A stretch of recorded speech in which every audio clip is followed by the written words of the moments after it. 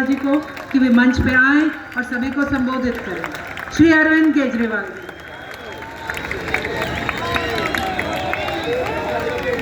भारत माता की, भारत माता की, इनकलाब, इनकलाब, वंदे वंदे।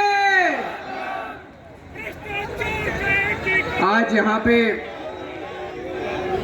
हरियाणा के कोने कोने से आए हुए आम आदमी पार्टी के सभी कार्यकर्ताओं और सभी ऑफिस बेरर्स को, पदाधिकारियों को मैं स्वागत करता हूं, नमन करता हूं और सबको शुभकामनाएं देता हूं। दोस्तों, अभी 2 महीने पहले मिले थे हम लोग, जब हमने हरियाणा के कोने कोने से आए हुए 1100 पदाधिकारियों को शपथ दिलाई थी। 2 महीने के अंदर आज 11,000 10 गुना पदाधिकारियों को शपथ दिलाई जा रही है। इसमें 6,237 गांव और 1,617 वार्ड, लगभग 7800 यूनिट हो गए। हर गांव और हर वार्ड से आज एक एक पदाधिकारी आया है। तो आप सोच सकते हो, आम आदमी पार्टी का संगठन हरियाणा के हर गांव में पहुंच चुका है और हर वार्ड में पहुंच चुका है।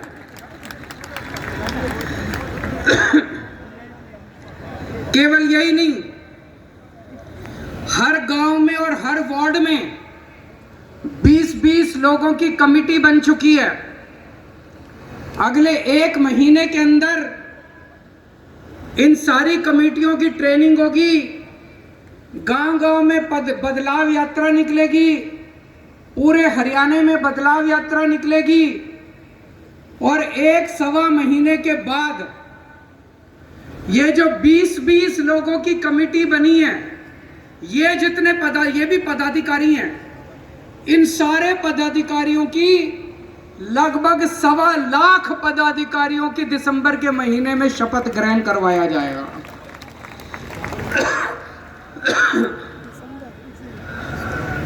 जिस पार्टी के इतने पदाधिकारी हों,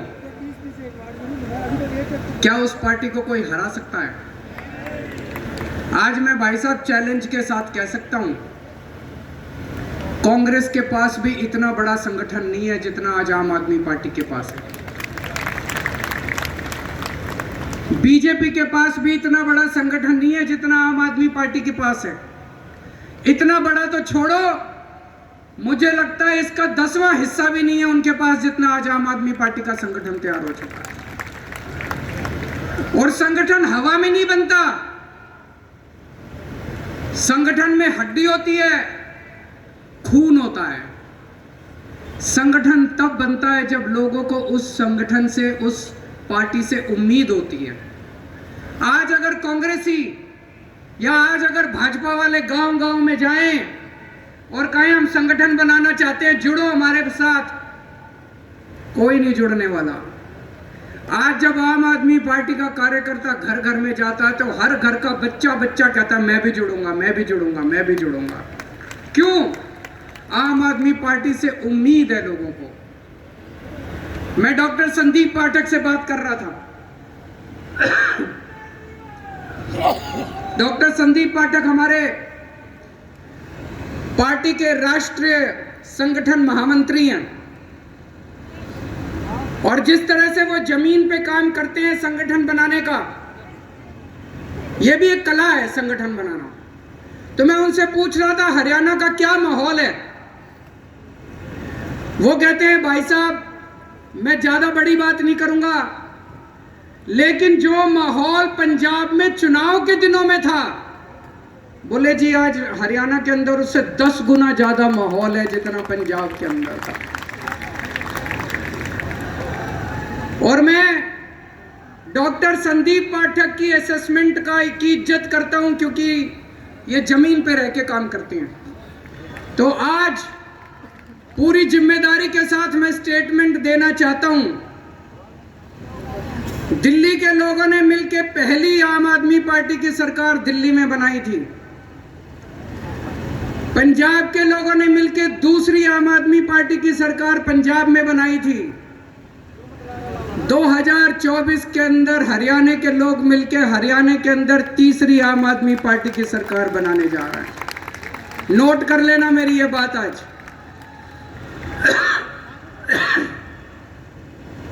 हमारी पार्टी छोटी सी पार्टी है, अभी बनी है, 11 साल हुए हैं। 11 साल कुछ भी नहीं होते। 11 साल तो भाई साहब कितने लोगों से मैं मिलता हूं, एक एमएलए बनने के अंदर चप्पल घिस जाती है, जूते घिस जाते हैं, पूरी जिंदगी बीत जाती है, तब बड़ी मुश्किल से कोई एमएलए बनता है। ये तो पुराने जमाने में, पुराने जन्म में कोई पुण्य किए होंगे हम लोगों ने कि 11 साल के अंदर इस देश के लोगों ने इतनी प्यार दिया, इतना विश्वास किया, इतनी मोहब्बत दी हम लोगों को। मात्र 11 साल में इस छोटी सी पार्टी की 2 राज्यों के अंदर सरकार बन गई।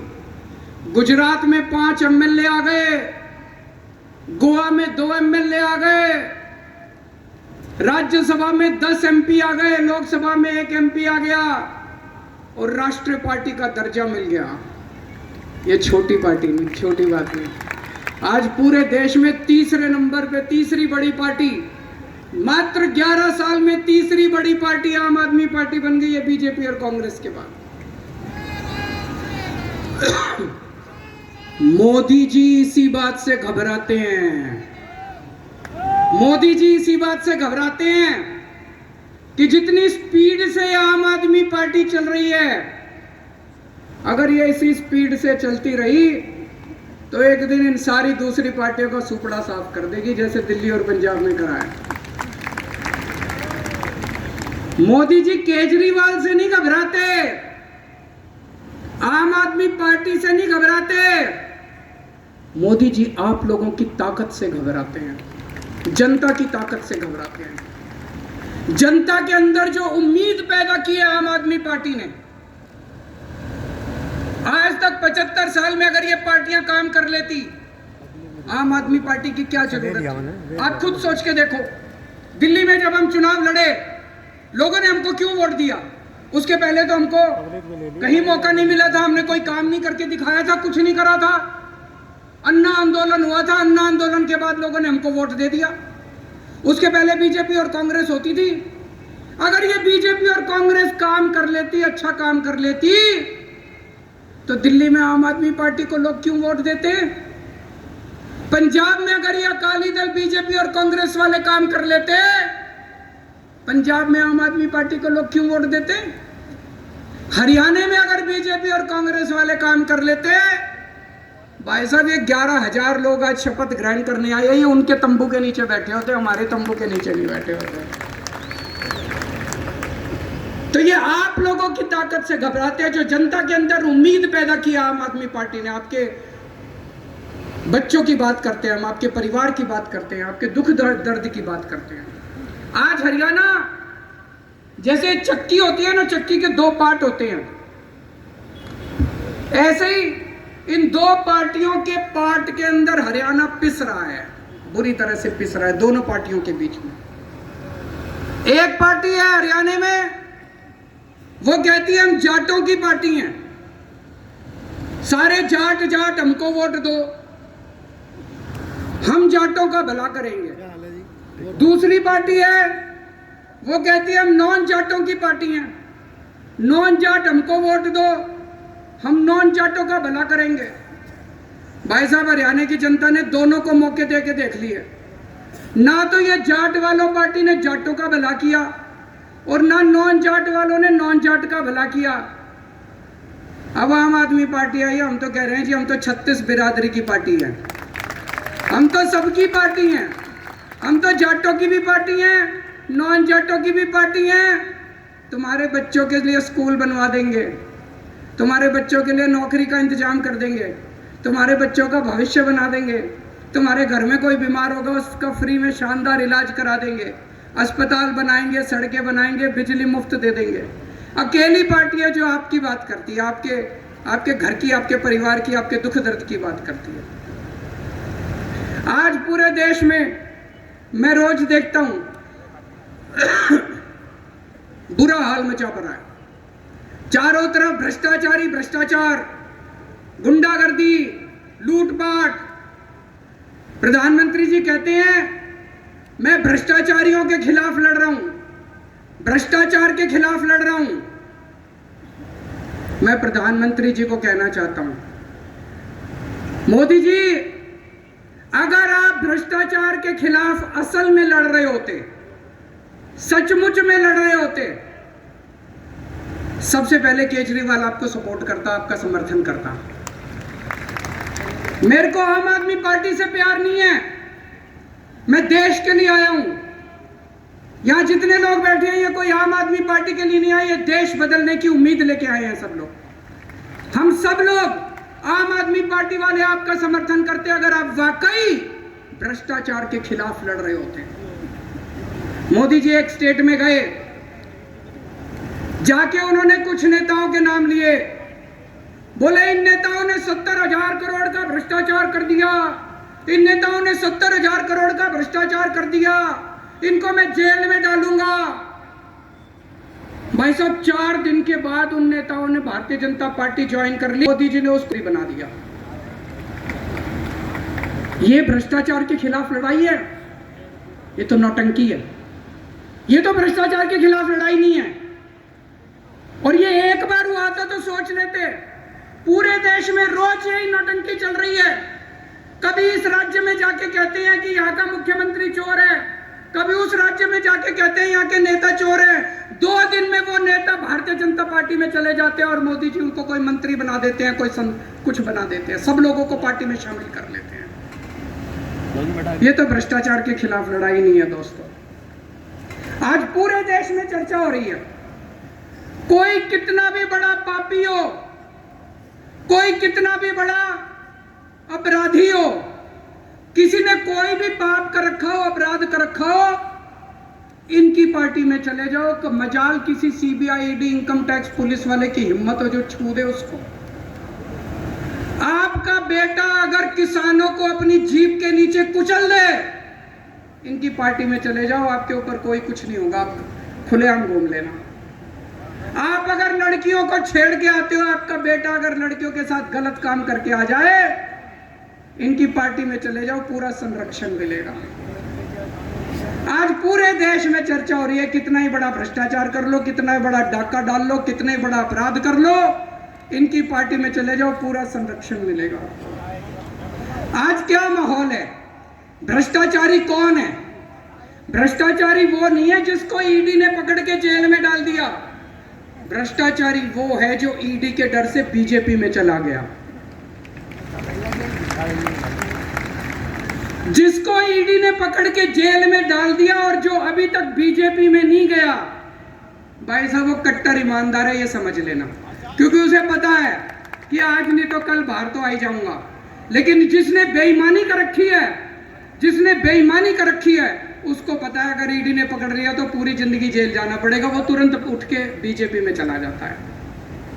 तो एक चीज समझ लो, भ्रष्टाचारी कौन है और ईमानदार कौन है। जो आदमी ईडी के डर से बीजेपी में चला गया वो भ्रष्टाचारी है, और जो ईडी की रेड के बावजूद अगर ईडी ने गिरफ्तार कर लिया और बीजेपी में नहीं जा रहा, वो कट्टर ईमानदार है। पूरे देश में आज चर्चा हो रही है कि प्रधानमंत्री जी का एक दोस्त है। कौन है? कौन है? कहते हैं प्रधानमंत्री जी ये उस एक दोस्त के लिए ही काम करते हैं। पूरे देश में चर्चा है, मैं नहीं कह रहा, गली गली में, नुक्कड़ नुक्कड़ पे, चाय की दुकान पे, पान की दुकान पे यही चर्चा है कि प्रधानमंत्री जी एक ही आदमी के लिए काम करते हैं, एक ही दोस्त के लिए काम करते हैं। और आजकल तो चर्चा उल्टी होने लगी है कि असल में ये दोस्त ही देश चला रहा है, सारे निर्णय वो दोस्त ही ले रहा है, प्रधानमंत्री जी निर्णय नहीं ले रहे। जनता में चर्चा है, जनता में चर्चा है। लोग मेरे को आके बताते हैं कि जी दोस्त ही देश चला रहा है, कानून उस दोस्त के ऑफिस से बन के आते हैं और पास होते हैं, वो दोस्त ही निर्णय लेता है। और जब आप वोट डालने जाते हो, आप सोचते हो मैंने मोदी जी को वोट दिया। आपका वोट मोदी जी तक नहीं पहुंचता, आपका वोट मोदी जी के जरिए उनके दोस्त तक पहुंचता है, आपका वोट दोस्त के पास जाता है। जब आप वोट डालने जाओ तो ये समझ लेना, ये स्थिति बेहद खतरनाक है कि अगर कोई एक दोस्त देश चला रहा है तो ये स्थिति बड़ी खतरनाक है। ये लोग कह रहे हैं हम केजरीवाल को गिरफ्तार करेंगे। मैं उनको कहना चाहता हूं मेरे को तो गिरफ्तार कर लोगे, मेरी आवाज को कैसे दबाओगे, मेरी आवाज को कैसे रोकोगे? आप मुझे गिरफ्तार कर लो, मोदी जी मेरे को गोली मार दो, केजरीवाल मर जाएगा, लेकिन आपके नींद के अंदर भी आपको मेरी आवाज सुनाई देगी, आपके कानों में मेरी आवाज गूंजेगी। मरने के बाद भी मेरी आवाज आपको चैन से सोने नहीं देगी। मोदी जी, अंग्रेजों ने भी यही सोचा था। भगत सिंह अंग्रेजों के खिलाफ खूब बगावत किया करते थे। अंग्रेजों ने सोचा इसको जेल में डाल दो, उन्होंने भगत सिंह को जेल में डाल दिया। जैसे ही जेल में डाला, घर घर के अंदर भगत सिंह की आवाज पहुंच गई दोस्तों। फिर उन्होंने सोचा भगत सिंह को फांसी दे दो, भगत सिंह को फांसी दे दी। भगत सिंह के विचार और भगत सिंह की आवाज आज 100 साल के बाद भी इस देश के कोने कोने में गूंज रही है। मैं मोदी जी से पूछना चाहता हूं, मेरे को गिरफ्तार तो कर लोगे, मेरी आवाज को कैसे रोकोगे? मेरे विचारों को कैसे रोकोगे? मेरी सोच को कैसे रोकोगे? मैं उनको कहना चाहता हूं मेरे को फांसी तो दे दोगे, गोली तो मार दोगे। कहते मोदी जी के खिलाफ बहुत बोलते हो तुम, प्रधानमंत्री के खिलाफ बहुत बोलते हो तुम। तो आज मैं एक पेशकश करना चाहता हूं प्रधानमंत्री जी को। प्रधानमंत्री जी, मैं आपका समर्थन करूंगा, पूरी आम आदमी पार्टी आपका समर्थन करेगी। आप ये एक दोस्त की वो क्या कहते हैं, नौकरी करना बंद कर दो, दोस्त की दोस्ती छोड़ दो। 140 करोड़ लोगों के लिए काम करना चालू कर दो, ये दोस्त के लिए काम करना बंद कर दो। ये चोर उचक्के भ्रष्टाचारियों को संरक्षण देना बंद कर दो। इनको अपनी पार्टी के अंदर जितने चोर उचक्के बैठे हैं उनको सबको जेल भेज दो। देखो मैं तो क्या, ये सारा देश आपका साथ देगा। लेकिन अगर इस देश को कोई एक दोस्त चलाएगा, अगर इस देश के अंदर भ्रष्टाचारियों को, पापियों को, अपराधियों को संरक्षण दिया जाएगा, तो अपनी जान की परवाह किए बिना इस देश का एक एक बच्चा आपकी खिलाफत करेगा।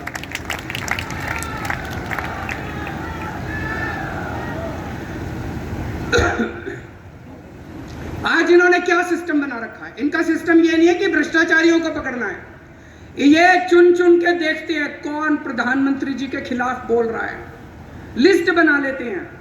जो जो प्रधानमंत्री के खिलाफ बोलता है उसके खिलाफ कुछ ढूंढो, फिर सीबीआई को फोन जाता है इसके संजय सिंह के खिलाफ ढूंढो। संजय सिंह का क्या कसूर था? संजय सिंह का कसूर था कि संजय सिंह ने संसद के अंदर प्रधानमंत्री जी के खिलाफ आवाज उठाई थी। संजय सिंह के खिलाफ कुछ ढूंढो, इसके खिलाफ कुछ ढूंढो।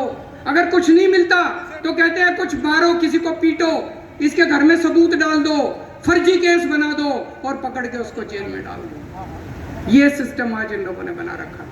ऐसे देश तरक्की नहीं कर सकता दोस्तों।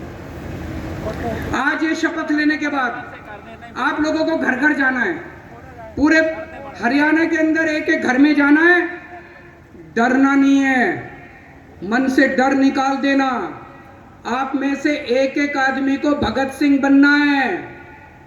ये कहते हैं हम केजरीवाल को गिरफ्तार कर लेंगे, ये इतने सारे जो सामने बैठे हैं सारे केजरीवाल है, किस किस को गिरफ्तार करोगे? हजारों लाखों केजरीवाल है, किस किस को गिरफ्तार करोगे? आप सब लोग को केजरीवाल बनना है, डरना नहीं है, घबराना नहीं है। घर घर में जाना है और ये सारी बातें बतानी है कि किस तरह से देश को लूटा जा रहा है, किस तरह से पूरे देश को बर्बाद किया जा रहा है। जब आप किसी के घर में जाओगे, उनसे बात करोगे, तो हमारे देश के अंदर कुछ लोग हैं जिनको अंधभक्त कहा जाता है कि नहीं है? उनसे उलझना मत। दो कैटेगरी है, कोई भी आदमी या तो अंधभक्त है या देशभक्त है। अंधभक्त देशभक्त नहीं हो सकता और देशभक्त अंधभक्त नहीं हो सकता। अंधभक्तों से उलझना मत, वो टाइम खराब करते हैं, उन्होंने बदलना नहीं है, उनको देश से कोई लेना देना नहीं है, उनको भारत माता से कोई लेना देना नहीं है। कोई अगर ज्यादा उलझने की कोशिश करे उनको नमस्कार करके आगे बढ़ जाना। देशभक्तों से बात करना, बस देशभक्त आपकी बात सुनेंगे। वो देश की तरक्की चाहते हैं, भारत की तरक्की चाहते हैं, भारत माता की तरक्की चाहते हैं। घर घर के अंदर जाना। आज सबसे बड़ी देशभक्ति का काम है केंद्र के अंदर बैठी भ्रष्ट भाजपा सरकार को हराना। जितने देश के अंदर देशभक्त है सबको इकट्ठे होकर एक ही काम करना चाहिए, किसी भी तरह इस सरकार को हराना है। और जितनी युवा शक्ति है, सभी युवाओं को मैं कहना चाहता हूं कि आने वाला भारत, उसकी जिम्मेदारी आपको उठानी है और आपका भविष्य दांव पे लगा हुआ है। सभी युवाओं को मैं आज अपील करना चाहता हूं कि ज्यादा से ज्यादा संख्या में आम आदमी पार्टी के साथ जुड़े, इस देशभक्त पार्टी के साथ जुड़े, कट्टर ईमानदार पार्टी के साथ जुड़े। चूंकि आज इतने सारे आम आदमी पार्टी के कार्यकर्ता आए हुए हैं, इतने सारे पदाधिकारी आए हुए हैं, मैं एक चीज और कहना चाहता हूं। आम आदमी पार्टी की विचारधारा 3 स्तंभों पे खड़ी है। 3 स्तंभ है हमारे। आम आदमी पार्टी में आके आपको केजरीवाल की भक्ति नहीं करनी, आपको किसी नेता की भक्ति नहीं करनी। हमारी पहला स्तंभ है, हमारी पहली विचारधारा है कट्टर देशभक्ति। कट्टर देशभक्ति। आपको भारत माता के लिए अपना तन मन धन परिवार, पहले फर्स्ट नेशन फर्स्ट, पहले देश, आपको उसके लिए तन मन धन कुर्बान करने के लिए तैयार रहना अगर जरूरत पड़े तो। दूसरी विचारधारा है कट्टर ईमानदारी।